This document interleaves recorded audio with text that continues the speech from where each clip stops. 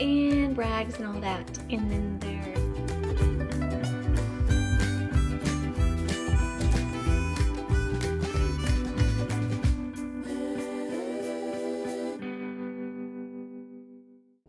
Okay, so I'm going to show you how to make the quickest egg cups that you can make. I mean, it's in the microwave, so it's much faster than the oven, and you don't have to dirty up all the cupcake tins, and it's like really hard to clean them out.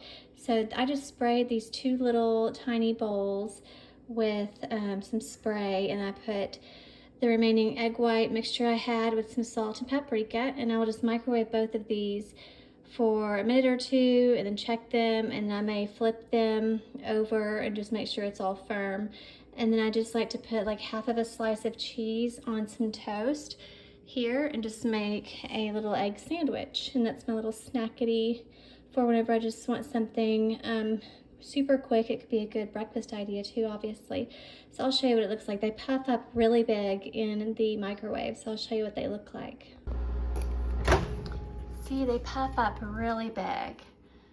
And so that's almost 2 minutes. That noise you hear is just the dishwasher.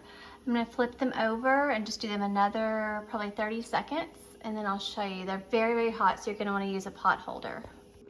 Okay, there we go. So I'm gonna use a pot holder. Very steamy in here. And I will probably just put this second one in a little glass to-go container. So there you go. They're upside down, so the paprika side is on the bottom. So I'm gonna let it cool a little bit, and then I will put it on my piece of bread. I will probably just put a little square of cheese on each of them, so it's kind of like a fun little surprise in the middle. Well, that's not a surprise, but you know what I'm saying. It's late and I'm tired. So anyways, that's a quick snackety idea. I also drizzled some extra virgin olive oil in here, and I will put a little bit of salt and tiny bit of garlic powder. It's just so good. The umami is amazing. Anyways, always use glass if things are super hot, and just kind of let it cool down before you put it in the fridge. So I'm gonna put it in this one so I don't have to wait too long. And plus there's not a lot of room in my fridge because I did some food prepping. So I'll show you the finished product in a minute. Okay, there it is. And I forgot I put nutritional yeast on one side. I'll also put it on this side. And that is an egg cup in like 2 minutes or less. And then here's the other one in its little to-go container. So it's kind of like an egg McMuffin situation, but without the yolk. And you could always, you know, customize it however you want. Put like veggies in there, or bell pepper, tomato, whatever.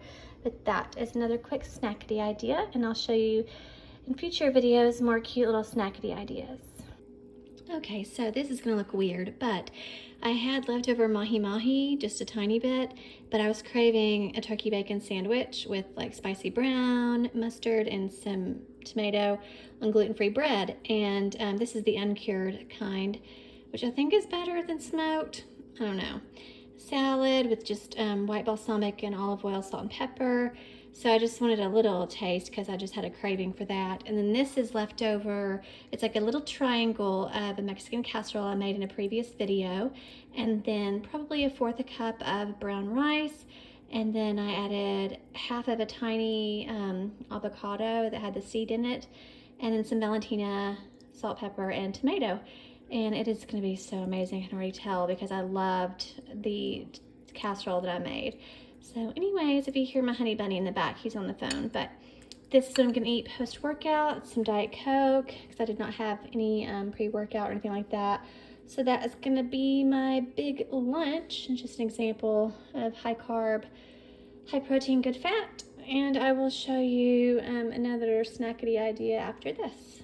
Okay, so I felt like making spaghetti or pasta. This is ground turkey with some red bell peppers. This is a good way to sneak veggies in. If you have kids that don't like veggies, you can puree the veggies and put it in the sauce, and it may change the color ever so slightly, but it may not. Like if it's red, obviously it won't. But the Sneaky Chef is one that I used to look at, which I don't have kids. I never wanted any, but she would hide cauliflower puree in things because it's white, and it would take on whatever color. You could also hide these bell peppers. You can blend up the spinach. I like to add the spinach at the end with the marinara whenever it's almost done. And we like it that way. And then I've got some rotini here, and I will show you the finished product whenever I'm done. Okay, so I just wanted to show you real quick. The spinach wilts down quite a lot. I already put some of this in our bowls, but make sure your plastic colander, I mean preferably it would be metal, but it's not flimsy, or else your food will absorb a lot of the plastic. And I like this little guy to get it out. And then over here is my spaghetti. So I think I did a cup and a half, maybe 2 cups of the pasta. So, and then I put some Parmesan on top. We got some of the good stuff on sale. And then I have like a little peach sparkling water. So that is din din.